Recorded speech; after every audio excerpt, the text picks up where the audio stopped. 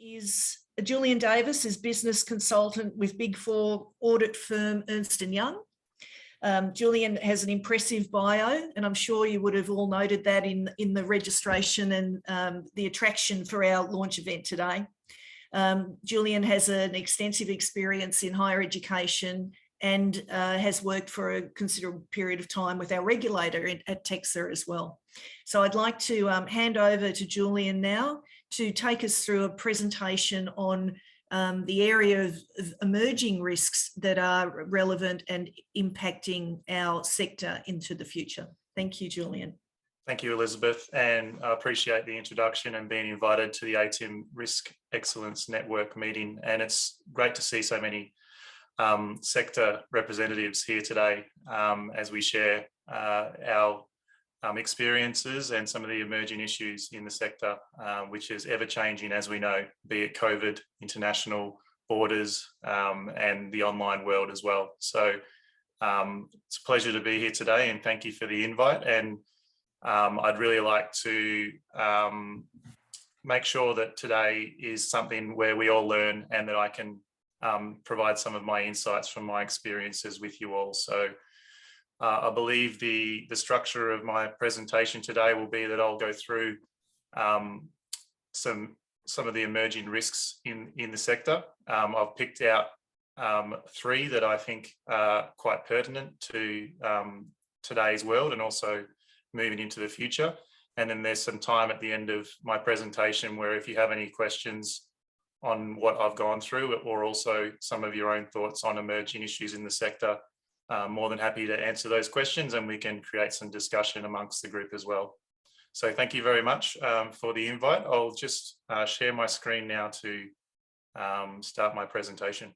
As we know, I've been invited today to go through some emerging risks in higher education, and this presentation I'll be able to share with you all at the end.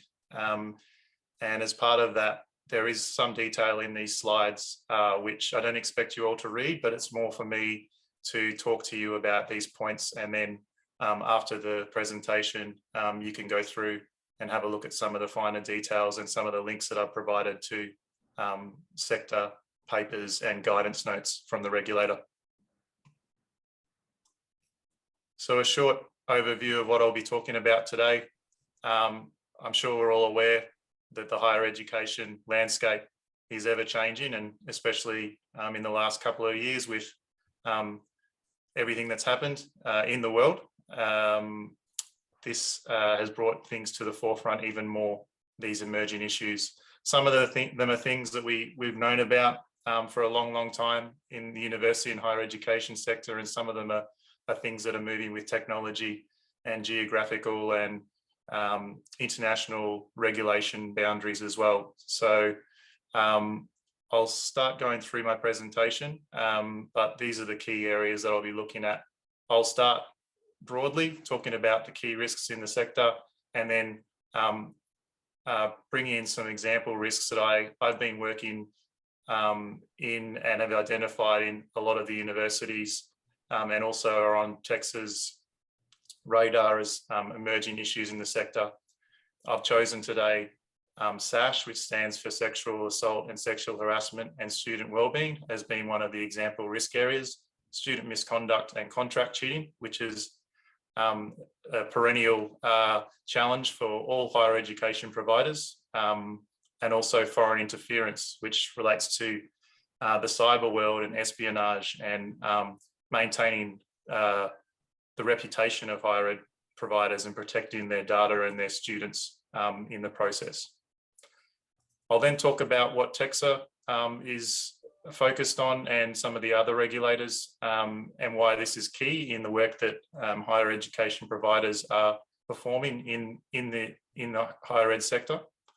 And then we'll open it up to the audience to discuss any of the things that I've brought up in this presentation, but also some of the key talking points I've got there as well about what the future could look like with these emerging issues. So speaking a little bit earlier about starting with an overall snapshot of the landscape, you can see in this presentation, in this figure, I've broken it down into now, next and beyond. As you can see, there are many emerging issues in higher education. I don't expect you to go to read into each of these individually, but I'm sure you can identify in your experiences some of these things that you have come across in the work that you do. You can see here that I've split them into the different areas that they may apply to. So the orange relates to the providers, green, the government and regulatory space, blue for students, and purple for industry and external factors. Front and center there is cyber. That's a topic in and of itself, which I don't think I'd have enough time today to go through. It's quite a complicated and complex area, the cyber risks.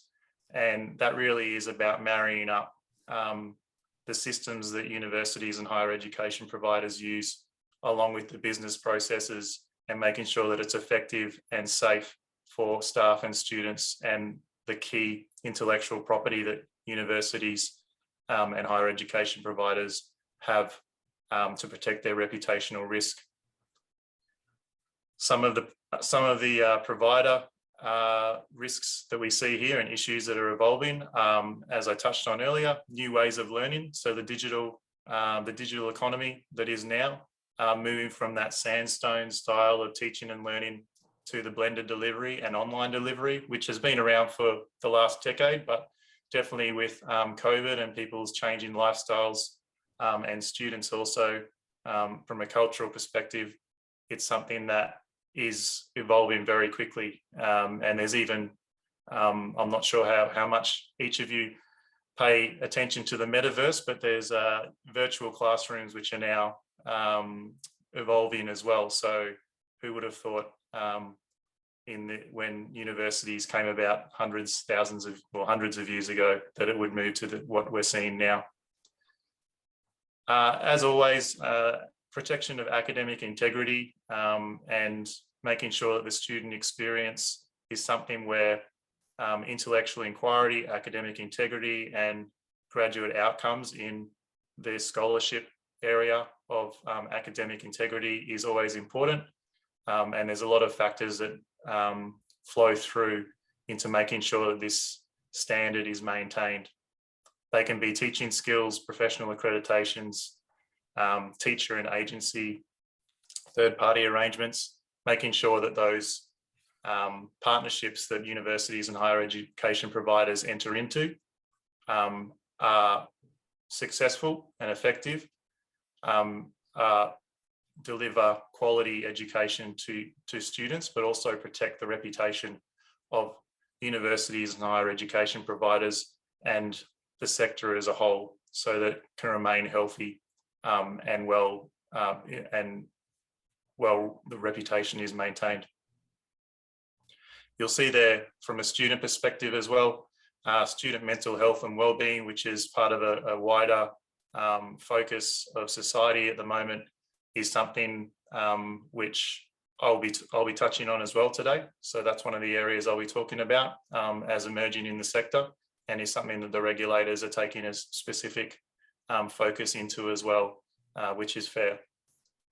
And then there's industry and external factors. So I touched on cyber before. There's also third-party risk management, growing global populations, and I suppose the rise of the middle class and the number of students, international students that are growing and wanting to engage in higher education and higher learning. Industry partnerships and the changing workforce structure and needs are also very important in ensuring graduate outcomes match what the industry expects of its graduates.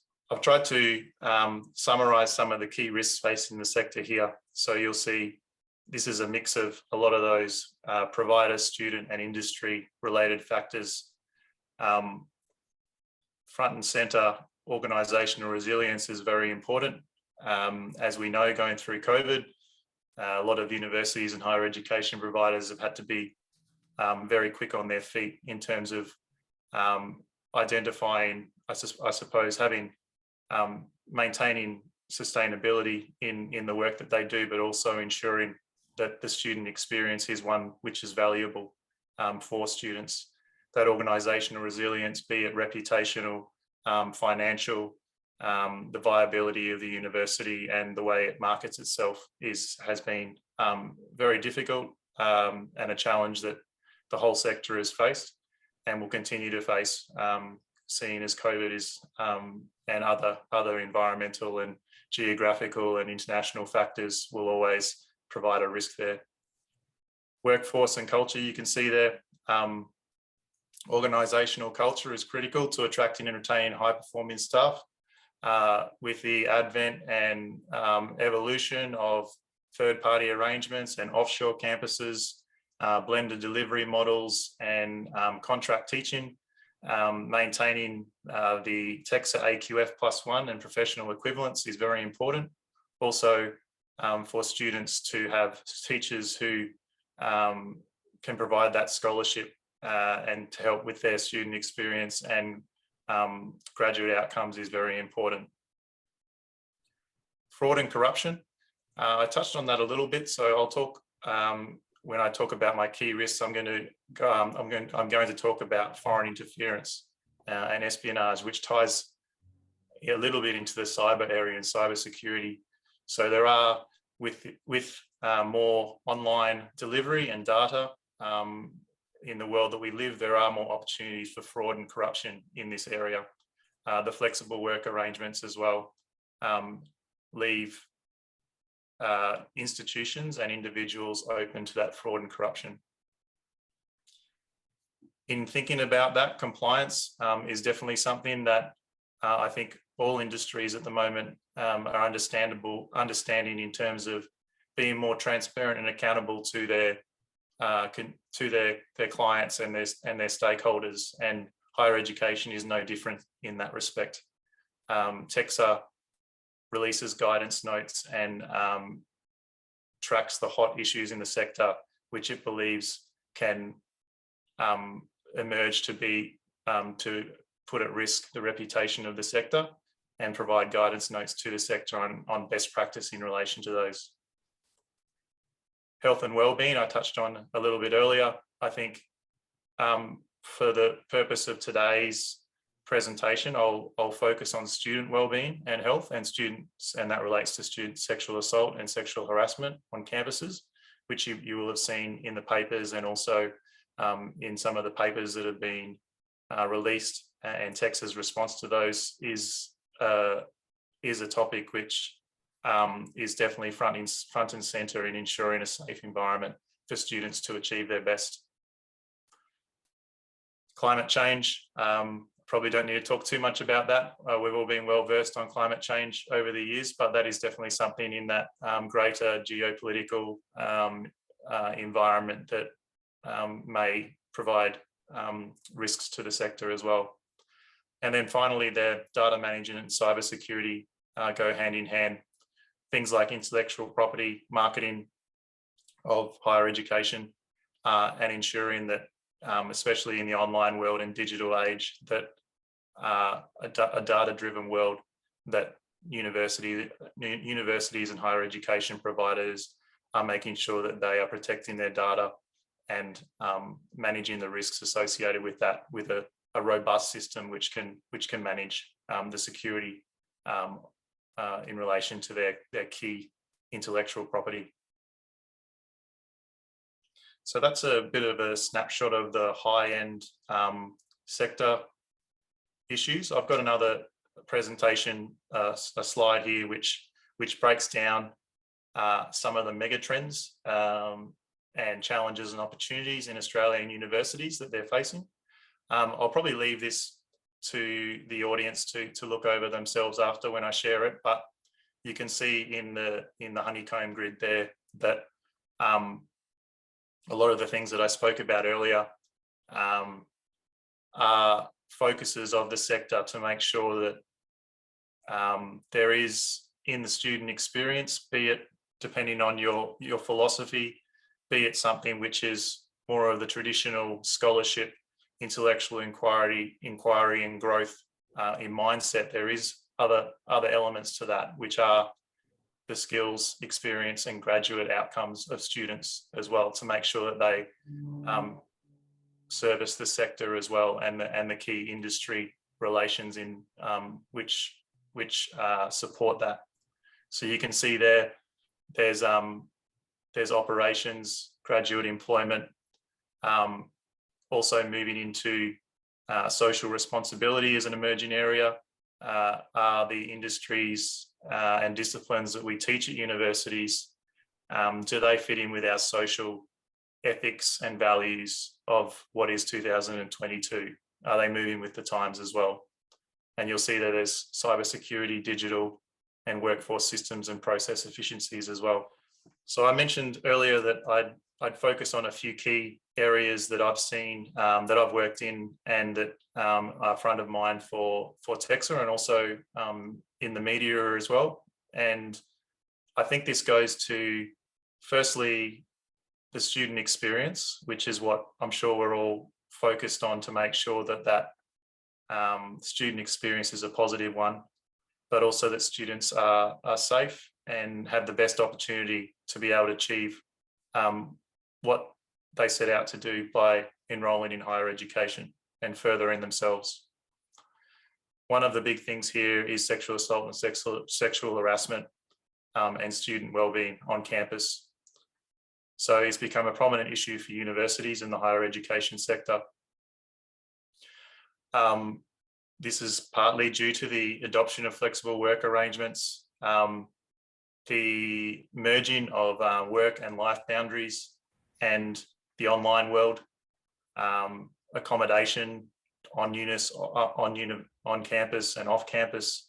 It can be quite a grey area and a slippery slope in terms of understanding and protecting students, to make sure that they are protected, but also their well-being is front of mind.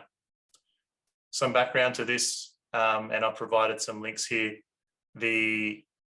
In August 2017, you'll see there the Australian Human Rights Commission released a Change the Course national report in relation to sexual harassment at Australian universities, which came as a surprise to a lot in the sector, that there was such a large unreported or issue of this. And since then, TEXA has released its own report to the Minister for Education, providing a sector response to the issue of sexual assault and sexual harassment. In doing this, they interviewed and received feedback from many higher education providers in the sector, and formed their own independent review of that.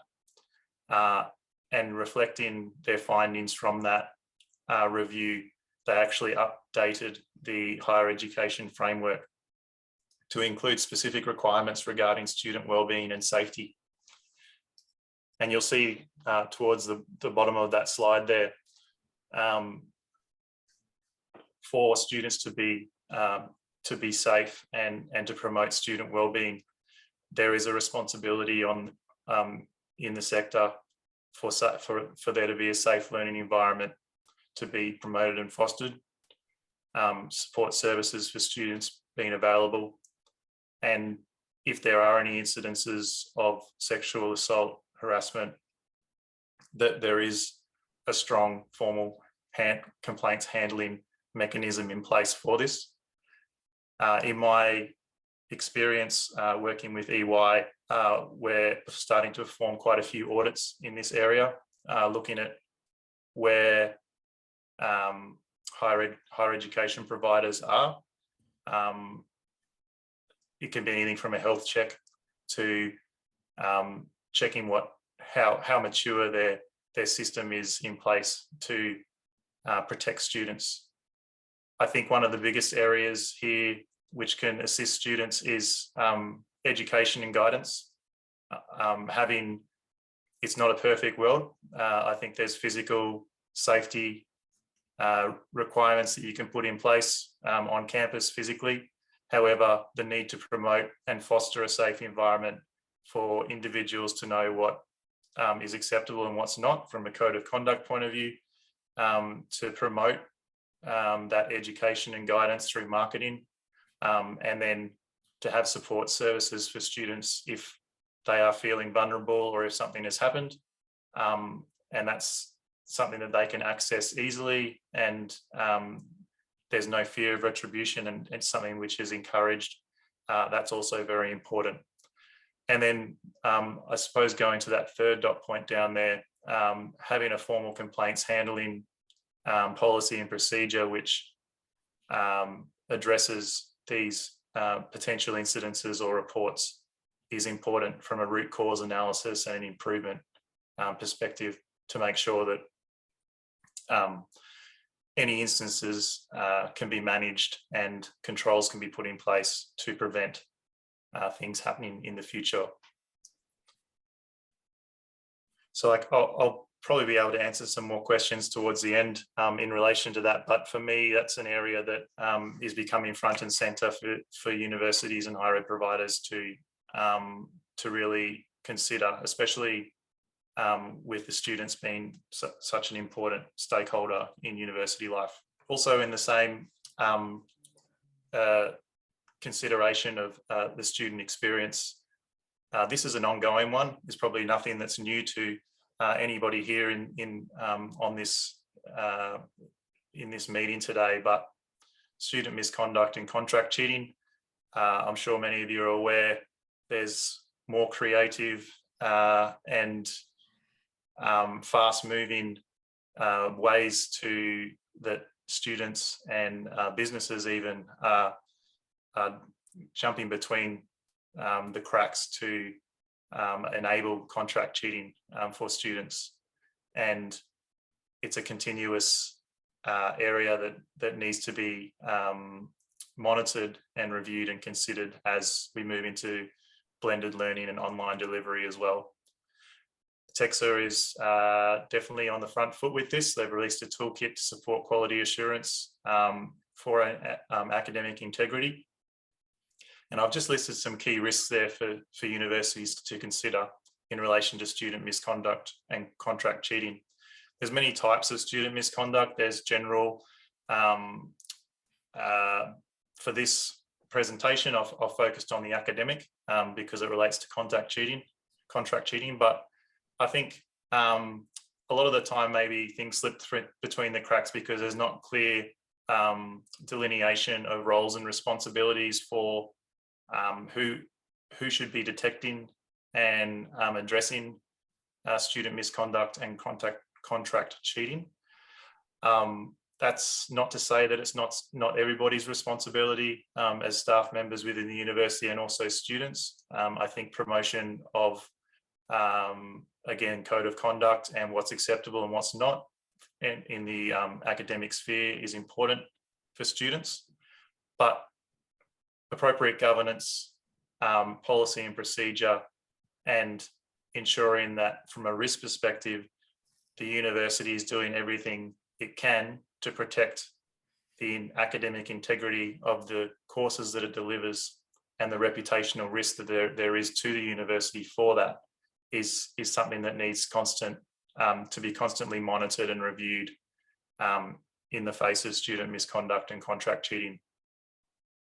The links I've provided to the toolkit there can provide some more examples of best practice. However, I've just included some here at the bottom, which I touched on just earlier about established policies to promote academic integrity. That again goes to guidance and education for students, especially with a large international student cohort. What are the cultural norms? What's acceptable and what's not? Having those clear delineation of what is correct code of conduct for students.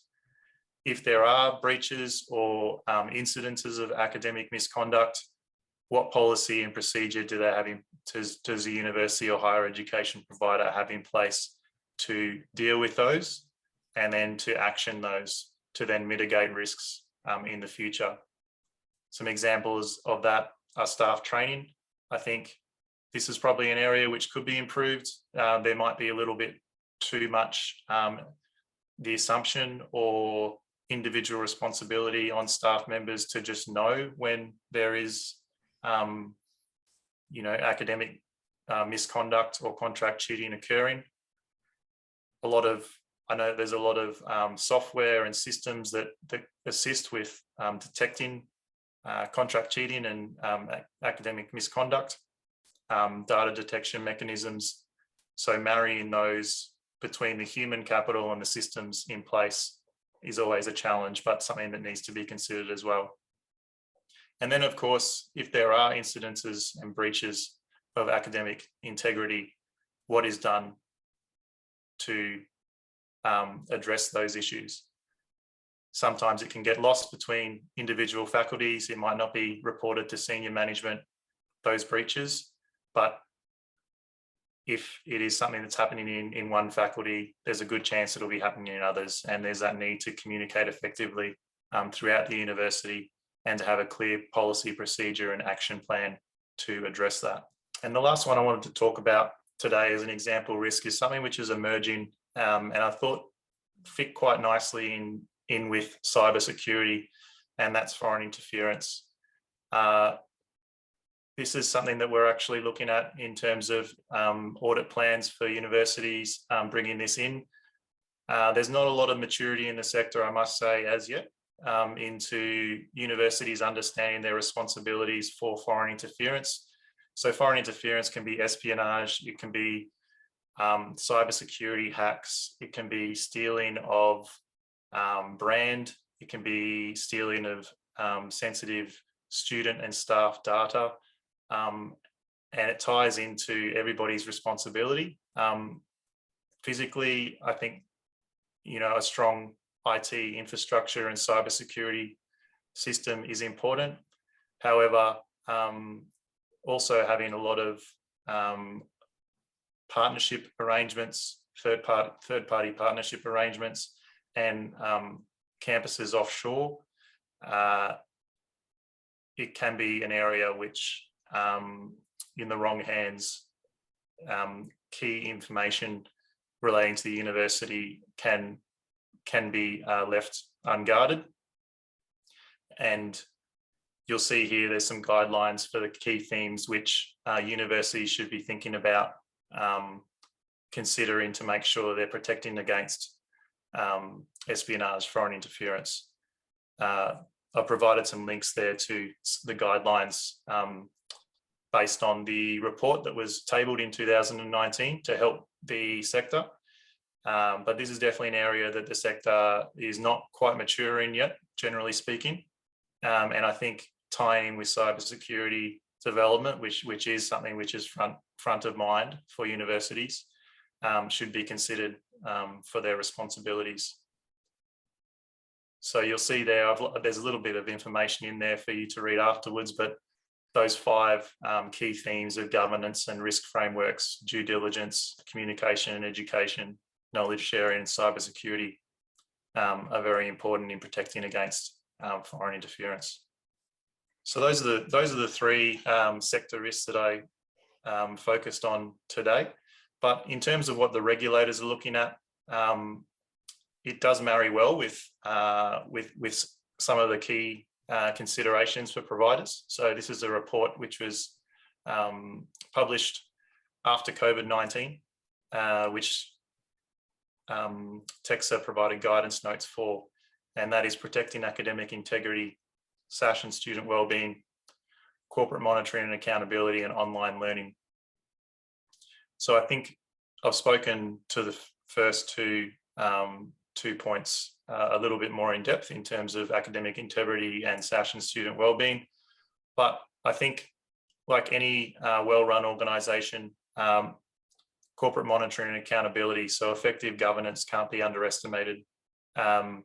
Making sure, especially with what's happened recently in the world with COVID, I'm sure a lot of university strategic plans will have changed and been refreshed or rewritten. This is not something that we saw coming. I think the strategic direction of universities finding their niche, really setting themselves apart from others in the sector is critical to their success and financial viability as well. Also embracing online learning in light of COVID COVID-19 pandemic. I think we've all, even with this meeting today, we're doing it via Teams. Things have changed, and Texas recognised that many higher ed providers are going through a rapid transition to online learning delivery. Some are doing it well, others not as much, but it is something which for the foreseeable future will be here to stay. So that's an area which TEXA has provided some guidance and best practice on. And you'll see there that I've included a link at the bottom to best practice guidance, so I encourage you all to, as part of your keeping in touch with the sector and what's evolving, to have a look at that as well. So that's my presentation. I'm happy to take some questions from the floor. Julian, I think that Risk Radar really hit a nerve with our audience, and it certainly did with me. I think it's really enlightening to look at those areas of risk and how they apply across those different sectors of us as providers, the regulator, students, and external, our external relationships with partners and things like that. Sure. Would you like me to share that screen again, and then we can promote some discussion around that? Yeah, I think so. Sure. I think that creates I think that's a good platform to start a conversation from. There Definitely. Has to be risk areas there which are common to many of us. Certainly, just from my perspective, I really agree with one of the comments you made about our maturity in relation to foreign interference, in that perhaps the industry hasn't really caught up yet to the exposures that we face there in comparison to the development and capability of the organisations that may seek to interfere with us. I think they're a long way ahead of our readiness to deal with those kind of matters. Can you share any insights perhaps in relation to the headline solutions that we need to focus on in relation to foreign interference? Yeah, no problem, Elizabeth. I think from my experience, obviously universities were created. I mean, there's a lot of modern universities as well, but a lot of them are using legacy systems that have evolved over time as their student cohort has expanded, or their discipline areas have as well, their campuses have. So we're seeing there's a lot of legacy systems or bespoke systems where there's multiple systems being used or adopted that aren't quite capturing the business processes correctly. So there's a lag between, there's not a happy marriage between the business. When I say business, I mean the activities of the university and the systems that they're using, the physical systems that they're using to perform their roles. And I guess learning management systems for students, staff systems, there's always going to be some teething problems in bringing in new systems. However, I think the cyber security and the foreign interference in relation to that, it can be a cultural thing. Staff and students may be saving important and confidential information not in the correct systems, or not in secured folders, or following policy and procedure. And that's human nature. But in doing that, it opens itself up to foreign interference and fraud and hacking and corruption. So, and that's probably because things are moving fast as well. So it's hard for also the education and guidance of staff to bring it on board, that culture of records management, of good governance, leaves institutions open to these things. And that's something that senior management needs to really consider in its strategy, and also the buy-in from staff. to make sure that it's an environment which is being effective, but also maintaining good records management and ensuring intellectual property and confidential information is protected as well. Julian, meanwhile, I'd just like to take us back. There's a couple of matters have turned up in the chat, particularly relating to foreign interference. Fiona Margetts has asked if we know, do we know if TEXA are working on a foreign interference guidance note? Do you know that? It's fairly, the report, it's all moved fairly quickly from 2019 to 2021. So I would expect something fairly soon. However, I do think that TEXA has referred to it on their website.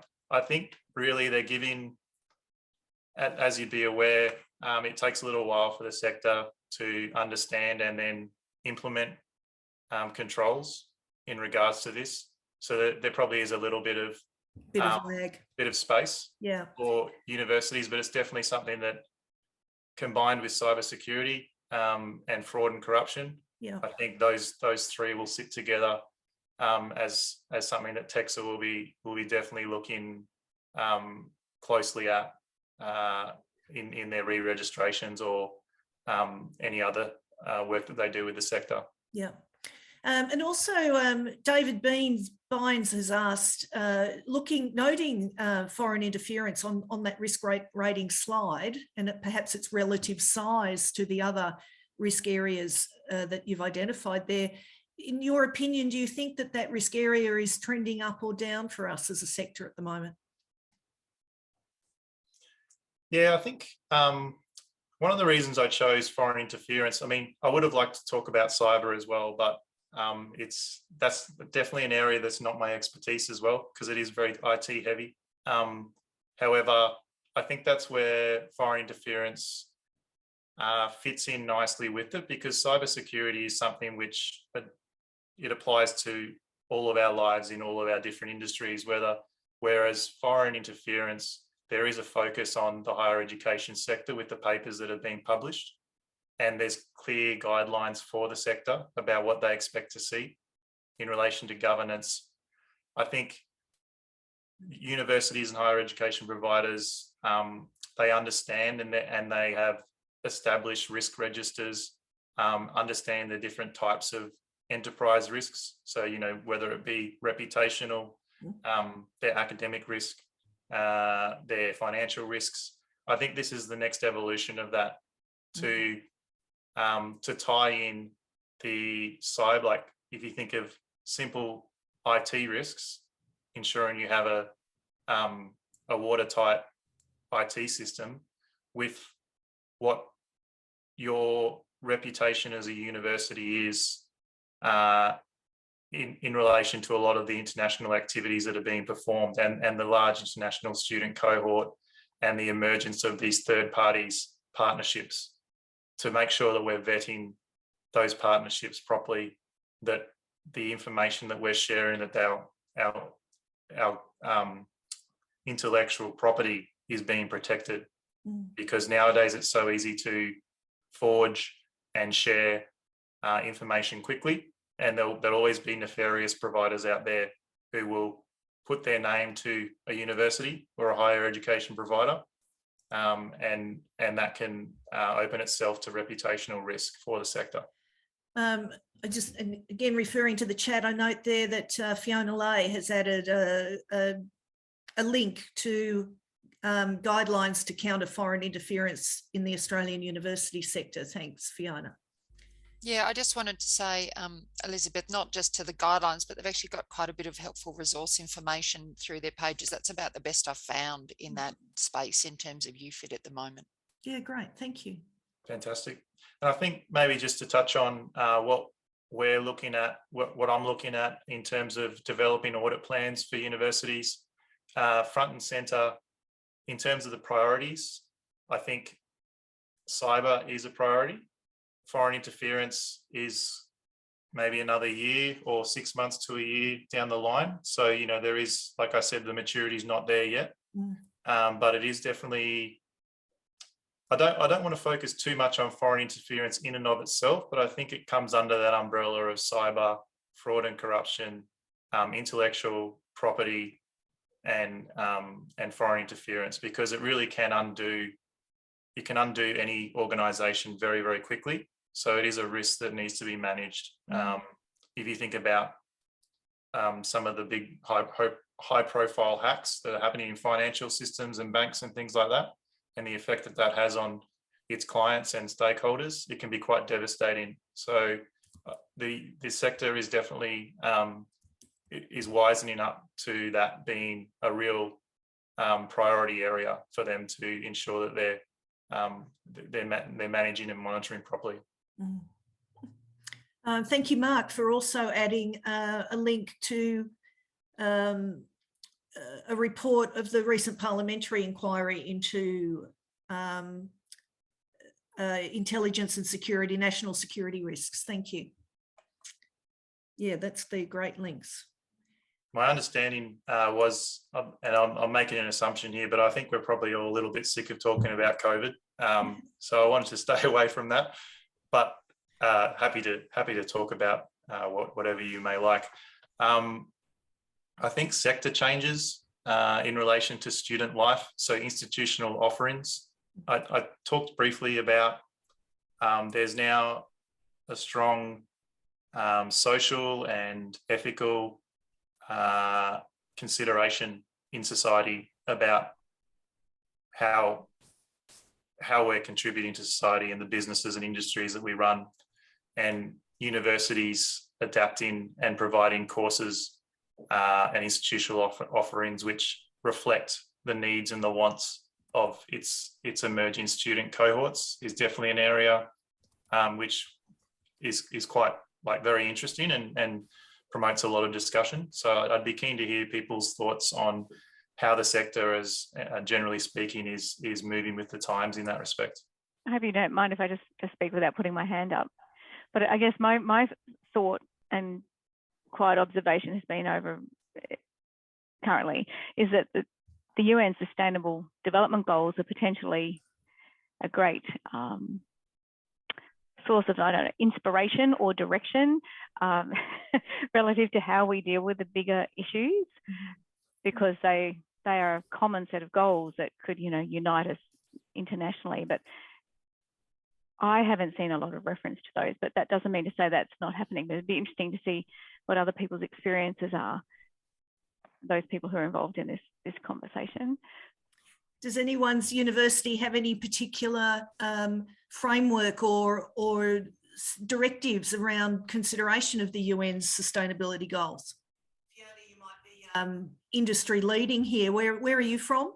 I have been from the University of Southern Queensland, or recently rebranded Uni SQ. But I've left the employ of USQ in the last only 2 weeks, actually, voluntarily, I'm just going to say. I know there's been a lot of involuntary movement as well.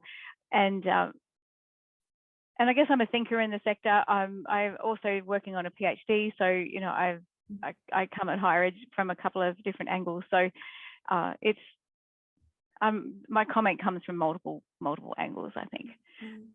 Yeah, maybe something that I'll, might be a bit sick of listening to me, but something that also we're seeing a full cycle is, and you may have seen in the sector, is universities or higher ed providers partnering with industry businesses. As an example, say Hayes Recruitment for student placements and graduate outcomes, where they're using it for recognised prior learning or credit arrangements. And that's something that my father told me when he did his accounting degree. That was your traditional work experience or work placement.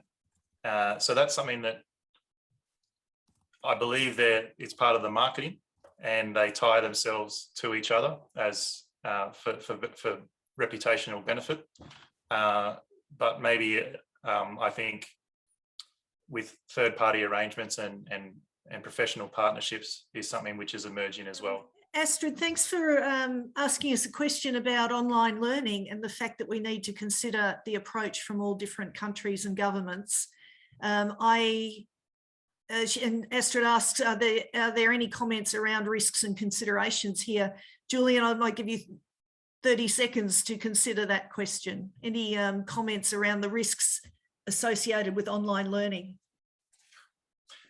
Yeah, so that speaks to foreign interference as well. So making sure that there's not, that the providers can deliver without any coercion or influence from countries' own political or cultural perspectives to be able to deliver their courses as they see fit. That's definitely part of that foreign interference. Mm-hmm. Also, I think in-country requirements can have an effect on that. What we're seeing is in a lot of the third-party arrangements where third-party providers are delivering courses on a university's behalf, they'll have legal representation in that country, and the university will have a contact in that country who provides them with updates on the in-country requirements, legal requirements, geopolitical activities that are happening. Mm-hmm. But definitely that's a big part of foreign interference as well, to make sure that that freedom of that integrity and that freedom of intellectual inquiry is maintained. Mm. Julian, thank you very much. We've 1 minute to go, and so we had better wrap up here. I think the risk radar is something that we will all take away from our presentation today as a really enlightening perspective on how to frame our thinking around the risks that impact providers, regulators, students, and our external partners. And I think we could really easily dedicate a whole session to any of the 3 risks that you talked with us about today, particularly how to manage sexual assault and sexual harassment and student wellbeing, student misconduct and contract cheating, and foreign interference. And it's given me a lot to think about in terms of our maturity in our capacity to be prepared for foreign interference. And I think it's probably the area of risk for me that is emerging in an almost unknown, with an unknown profile, with a bit of naivety about what foreign interference might look like for us. We've had a good discussion, and I think and ranged over a few topics today, and it was interesting to consider the UN Sustainable Development Goals. I thank you all for your participation and coming today. I really appreciate any feedback that you have had to offer us through the poll that we've done, and would like to invite you to keep us in mind for future programs where we want to build on what we've done today in terms of coming back to you with presentations around risk management culture in universities, and governance and reporting of risk, and how do we institutionally set up ourselves to best manage our risk management. So thank you, welcome. Thank you for coming to our inaugural activity of the Risk Excellence Community of Practice, and I look forward to seeing you at future events. Thank you.